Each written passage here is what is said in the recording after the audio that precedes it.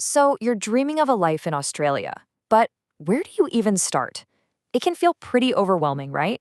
Well, today we're going to cut through all that noise and map out the clearest pathways for Europeans looking to make the move down under. Yeah, that's the dream, isn't it? Swapping those chilly European winters for some Aussie sunshine. But let's be real, that dream can get tangled up in a whole lot of confusing immigration rules really, really fast. Exactly.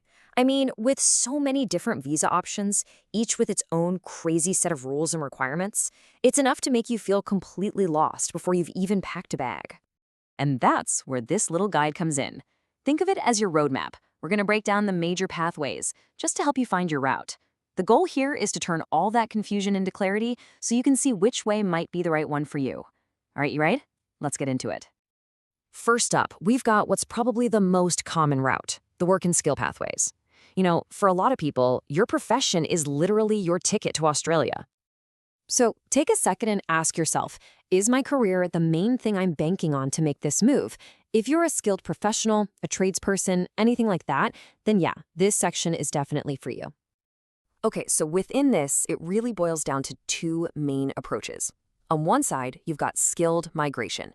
This is all about you, your profile, your skills, your English level, your experience. Then, on the other side, there's the employer-sponsored route. That one's a lot more straightforward. It's all based on getting a specific job offer from an Australian business. Right, so with skilled migration, what you're doing is proving your value to the Australian economy using a points-based system. If your job is on their in-demand list and you tick all the right boxes, you can get an invitation to apply for visas like the 189, 190, or the 491. And these are all solid pathways to residency. Now, the employer-sponsored path is, well, a bit more direct. An Aussie business wants to hire you, so they sponsor you. Simple as that. It usually kicks off with a temporary visa, the subclass 482, and then after you've worked for them for a couple of years, you can often move on to a permanent visa, the 186. Okay, but what if your skills don't quite line up with what they're looking for right now? Well, that brings us to our second big pathway, heading to Australia to study or train and get the qualifications you need right there. So, is this your route? Maybe you're thinking that getting an Australian qualification or some hands-on Aussie work experience is the best way to get the ball rolling. It's definitely more of a long game, but man, it can be a really effective one. And this is how that journey typically looks. You start on a student visa, the 500, to get your degree or diploma. After that, you can often get a post-graduation work visa, that's the 485, which is huge for getting local work experience. And that experience, that's what makes you a much, much stronger candidate for one of those permanent skilled visas we were just talking about. Now, here's one that's a little less known but super useful, the training visa, the subclass 407. This isn't about hitting the books in a classroom. This is for practical, on-the-job training to level up your skills in the job you already do. It's an awesome way to get that all-important Australian workplace experience on your CV. All right, let's move on to our final category. This one shifts away from your individual skills and focuses on two other things, your connections and your capital. We're talking about pathways that open up through family ties or through business and investment. So you have to ask, is your link to Australia a person or a project? You know, if you have an Australian partner or maybe some close family there, or if you're an experienced entrepreneur with a business idea, this is going to be your section.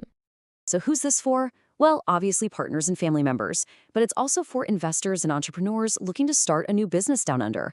And then there's the Global Talent Visa, the 858. That one's really special. It's designed for people who are, at the absolute top of their field internationally. So the main visas to look at here are the partner and family visas, and also the business and investor visa, which is the subclass 188. Just a heads up, each one has super specific rules depending on your relationship or your business background. Phew, okay, we have covered a lot of ground here. We've basically laid out the main highways to Australia. So now let's pull it all together and figure out how to turn that big dream into a real actionable plan. Look, the most important first step you can take is figuring out which of these buckets you fit into. Is your strength your professional profile? Do you already have a job offer lined up?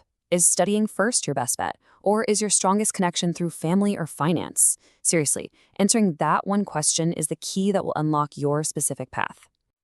Okay, now this is really, really important. While guides like this one are great for getting your head around the options, your one and only source of truth has to be the official government website.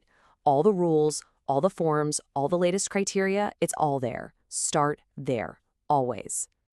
And we just want to give a shout out to registered migration agent Keshab Chapagain. His expertise is really what made this simple overview possible. So for anyone who's thinking about getting some professional help, his details are right there for you. So we're going to leave you with this one question. Now that you've seen the map laid out, which road looks like it might be yours? That journey from Europe to Australia, it's a big one for sure, but every great story has to start somewhere. What's yours going to be?